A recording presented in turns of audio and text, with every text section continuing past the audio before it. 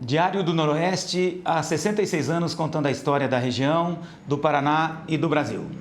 Hoje nós recebemos o deputado federal Rubens Bueno, atuante no Noroeste do Paraná e com uma posição bem definida em Brasília, na Câmara dos Deputados. E nós vamos bater um papo sobre isso e debater temas relevantes também aqui para o Noroeste. Deputado, muito obrigado pela presença, seja bem-vindo ao Diário do Noroeste. É um prazer muito grande estar aqui mais uma vez, cumprimentá-los, abraçá-los, especialmente a família de Paranavaí e de toda a região. Deputado, que momento é esse do país? Nós estamos falando de uma eleição e volta e meia se coloca em dúvida essa eleição e ao mesmo tempo recuam. O senhor que está em Brasília vivendo essa efervescência, que momento é esse? Que análise o senhor faz? O momento é muito tumultuado, Não poderíamos jamais passar por isso. Primeiro porque as eleições têm um calendário próprio, consolidado. De 2 em 2 anos nós temos eleições, seja municipais ou seja estaduais e nacionais. Este calendário consolidado vai no tempo se aprimorando. E é isso que se busca, e não um tumulto no meio para tentar dizer, você vai ter eleição, a urna eletrônica, a justiça eleitoral, nada a ver. A urna eletrônica veio para ficar, é um avanço. Se você for buscar na história, desde do voto na ata dos coronéis, mudou completamente. O voto impresso eu vivi muito. Eu nunca fui tão roubado em eleição como no voto impresso, onde milhares e milhares de pessoas manuseavam os votos a seu prazer, atendendo às suas demandas, sejam econômicas, sejam regionais ou mesmo de interesse local. Vivi muito isso, sofri muito com isso. E agora, mais do que nunca, nós temos que consolidar isto, avançar e saber que as eleições vieram para ficar com as instituições funcionando. Mas há espaço mínimo para uma ruptura da institucionalidade do país? Não vejo o mínimo de espaço para isto. Até porque, se você for buscar na história recente, você vai ver que internamente alguns extremados procuram colocar isso como algo que estaria na ordem do dia, quando não está, e muito mais no exterior. De repente o Brasil passa a ficar isolado do mundo por ter esse tipo de discurso. Então vamos consolidar cada vez mais, aprimorar a democracia, mas jamais pensar em romper aquilo que se construiu a duras penas a partir da ditadura militar. Penso, e aí é só uma opinião, que o termo polarização não seja tão adequado. Até porque todos os candidatos que se viabilizaram estão aí, pretendem apresentar as suas candidaturas. Mas existem 2 candidatos aí despontando segundo as pesquisas de opinião. Esse cenário é bom para o Brasil e mais ainda, levando em conta que o Cidadania está aí na parceria com o MDB e que pretende também apresentar o seu ponto de vista na eleição, que análise o senhor faz desse cenário? Bom, primeiro, a polarização na política, ela é inerente à política, não é diferente. Polarizar são ideias, vertentes de pensamento. Agora, radicalizar extremadamente como está hoje, isto não é bom para o país. Precisa de equilíbrio, bom senso, responsabilidade para avançarmos nos projetos, até para enfrentar os graves problemas do momento. Então, isso eu acho que é um fato que tem que ser colocado. Quando você olha os extremos radicalizados como está, e a história mostra guerras locais, guerras regionais e até guerras mundiais. E nós não podemos de forma alguma dar guarida a isso. Temos que buscar esse ponto que venha a atender os interesses nacionais. Então nós temos aí candidatos mais à frente na pesquisa, mas também mais rejeitados na pesquisa, E tem candidaturas que buscam um caminho diferente. Nós, na federação, junto com o PSDB, o Dr. Leandro faz parte desta federação nacional e aqui no Paraná também, fez com que nós buscássemos um caminho. E o MDB ofereceu esse nome, Simone Tebet, nossa vizinha, aqui do Mato Grosso do Sul, preparada, qualificada, e buscando esse ponto de equilíbrio. Então é com ela que nós vamos tratar de uma campanha olhando para o Brasil. Analisando friamente, há tempo e há condições para esse debate, para essa dita terceira via efetivamente entrar na discussão e ser viável eleitoralmente, deputado? O tempo dirá, até porque hoje as campanhas diminuíram muito de prazo. Nós estamos numa pré-campanha agora. A campanha vai começar depois do dia 16 de agosto.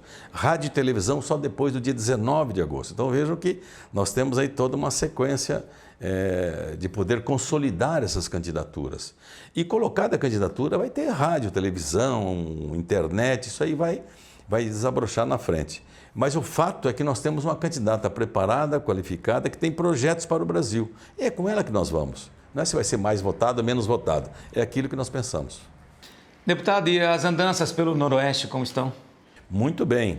Eu já disse aqui ontem na reunião que tivemos em Paranavaí, aqui junto com o prefeito, vereadores, lideranças de Paranavaí, da região. Foi uma reunião muito boa, muito rica em termos de debate, né? E lá eu coloquei com todas as letras. O Cidadania do Paraná tem um projeto para Paranavaí e região, que é o Dr. Leônidas, o nosso pré-candidato a deputado estadual. E queria que o senhor falasse um pouco da destinação de recursos e mais do que destinação de recursos, da atuação em defesa das nossas cidades. Então, você tem aqui uma parceria de muito tempo, muitos anos, né, com Paranavaí, com municípios da região. Para você ter uma ideia, aqui mesmo, mais na área da saúde, Santa Casa, Prefeitura Municipal, para atender as demandas da saúde, que é uma área que nós sempre atuamos, e são as demandas naturais, até porque sem se despreocupar com outros setores, nosso pré-candidato é um médico, que está identificado com esta área de saúde. Então, com ele é que nós estamos tabelando como atender as demandas de Paranavaí e da região. Se você olhar também ao longo do tempo, você vai ver das leis importantes que nós votamos para Paranavaí, região, Paraná e o Brasil. Por exemplo, lá na questão do Covid nós enfrentamos naquele momento, em 2020, com recurso do orçamento de guerra. Deste orçamento de guerra, muito recurso para a região de Paranavaí, 30 e tantos milhões naquele momento que mais precisava, especialmente os municípios, que onde tem a estrutura, a linha de frente da saúde pública. E aí fomos buscar também recursos do novo Fundeb, né? São milhões e milhões colocados nas mãos das prefeituras para o enfrentamento da educação básica de qualidade, sabendo que esse é um papel importantíssimo que o município desempenha e saber que isso é importante para o Brasil sair da periferia do mundo em termos de conhecimento. Aí vem outros, aí tem a questão do FPM, que aumentou 1%, até o prefeito de Paranavaí citou lá ontem, da importância desse dinheiro para o município poder ajustar daqui e dali e saber que tem condições de manter em dia a receita e a despesa do município. Vou até aqui subverter a hierarquia das ideias, mas o senhor tocou num tema relevante e que a gente precisa tratar. PEC das maldades ou PEC das bondades, que está em curso no país. Eu queria que o senhor falasse um pouco do seu posicionamento sobre essa PEC que trouxe uma série de benefícios sociais que parece relevante pela situação do povo, mas ao mesmo tempo tem aí toda uma questão legal e uma questão até por conta do período eleitoral. Deputado, o que o senhor pode nos posicionar sobre isso? Claro que tem uma crítica, ela é justa com relação ao período eleitoral. Mas nem por isso vamos deixar atender a quem tem fome. Quem tem fome tem pressa. Se tem pressa, nós temos que fazer uma votação que atenda essa demanda, né? E nós sempre defendemos este valor de R$600 em termos de auxílio para quem precisa. Então, ao trazer uma PEC e no período eleitoral para votar, não podíamos fazer diferente. Votando até para atender essa demanda que hoje chega a 33 milhões de brasileiros passando fome. E 60 milhões de brasileiros com algum tipo de carência alimentar. Temos que ter consciência desse papel. Esse é o papel que nós temos que desempenhar, devemos desempenhar. Então, esta PEC veio para atender essa demanda e, claro, que todos nós imbuídos do melhor propósito. Voltando para o Noroeste, nós temos duas demandas que me parecem mais relevantes. A primeira é a duplicação da BR-376 até o Rio Paraná, e a ponte interligando com o Mato Grosso do Sul. É um processo que está em andamento e ainda em muita discussão. Passa também, nós sabemos, pelo novo pedágio. Qual o posicionamento do deputado Rubens Bueno?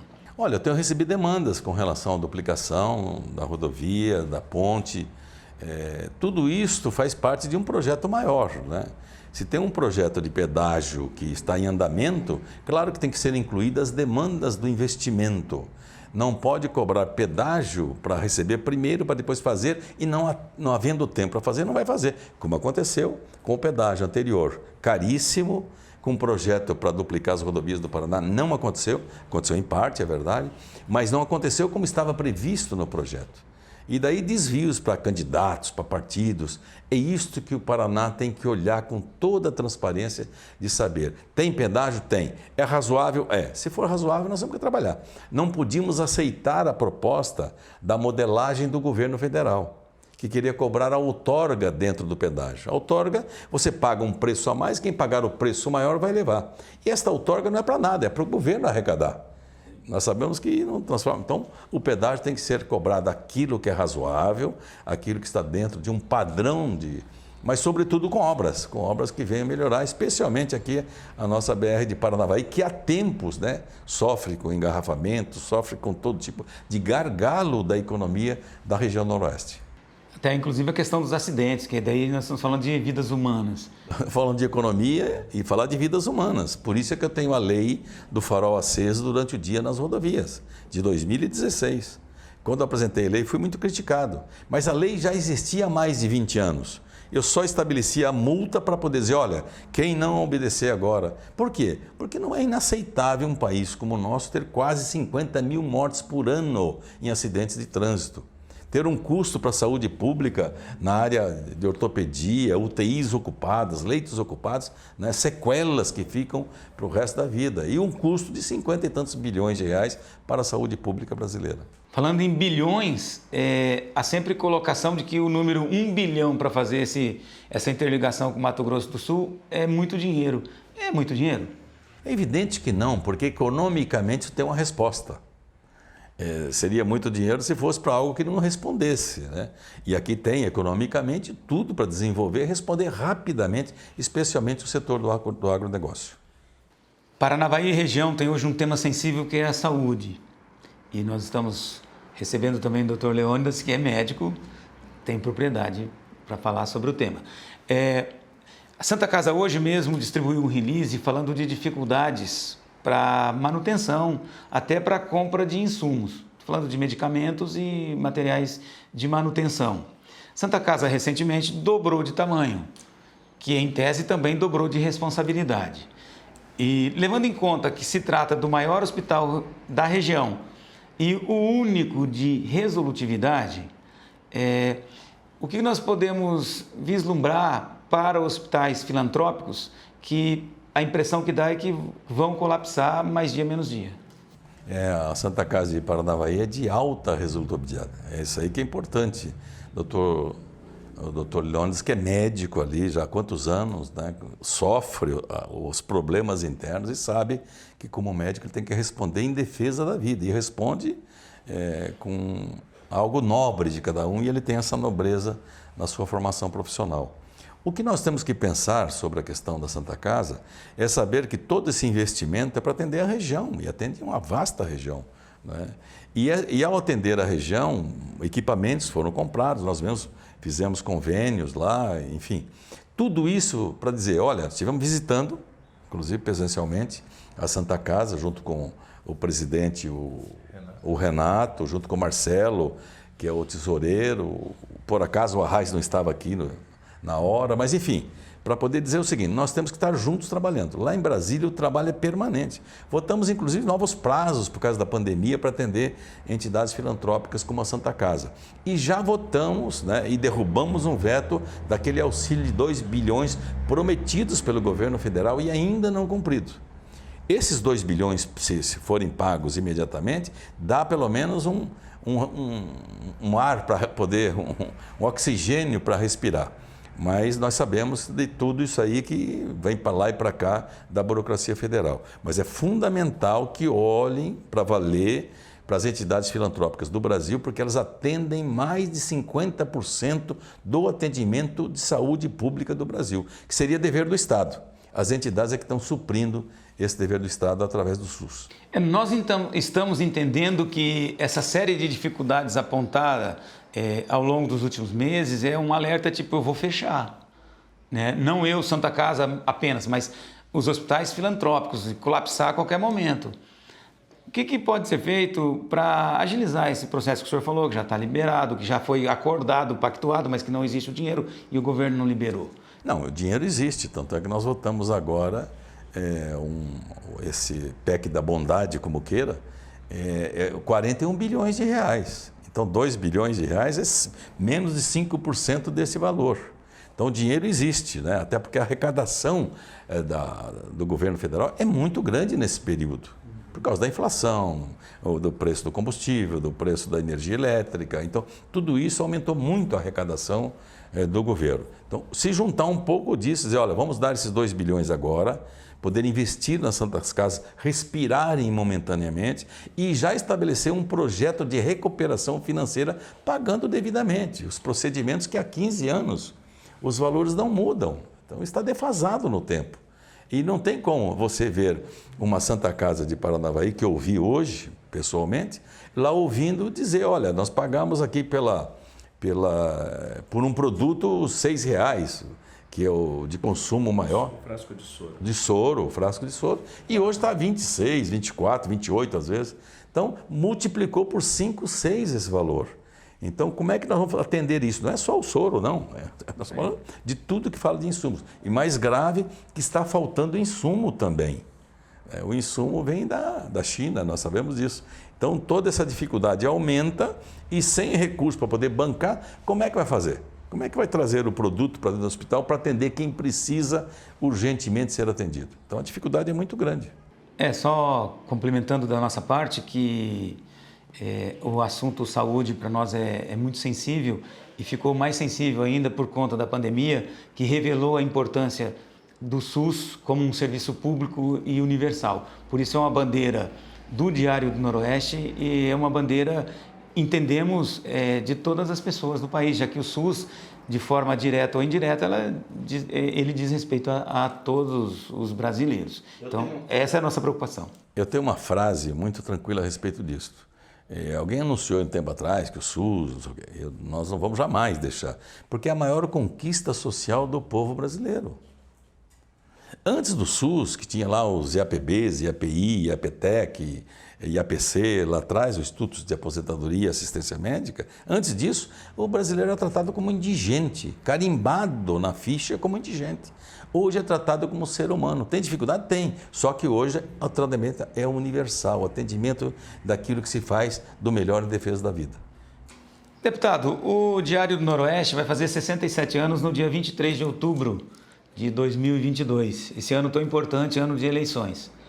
E nesse sentido nós queremos reiterar a nossa vocação de defender as grandes causas do Noroeste e também deixar absolutamente aberto para que o diálogo aconteça e que todas as pessoas que têm algo relevante para participar do debate, inclusive eleitoralmente, tenham seu espaço democrático sem qualquer sanção aqui no Diário do Noroeste. Então, nessa perspectiva, nós deixamos aberta a nossa empresa e dizer ao senhor que se algo não foi dito ou não foi perguntado, que o senhor fique à vontade para fazer as suas colocações. Olha, eu agradeço a oportunidade, mais uma vez, ao Diário do Noroeste, que há quantos anos nós temos essa relação muito forte, né?